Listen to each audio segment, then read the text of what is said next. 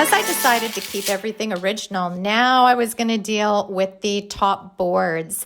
And I took a 60 grit on my orbital sander. I hooked it up to my vacuum, so not to create too much dust. And I started sanding down the scratches, the nicks and crannies, and smooth out the old finish on these boards. The top of this table is so old, but isn't that the amazing thing about wood? I mean, it lasts for years and years and years, and you can just keep refinishing it and turn it into something different.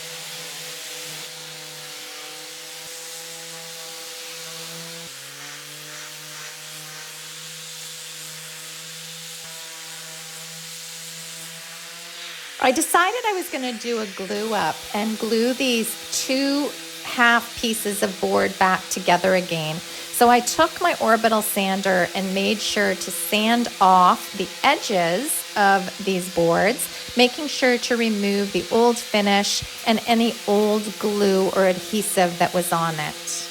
I wanted a nice clean edge to start with before I started gluing them together. So I brought it back into my paint room, and using Titebond glue, I placed a bead all along the edge, and then using my finger, I just made sure that the whole edge was covered. I did this for both boards, so there was glue on both of the edges.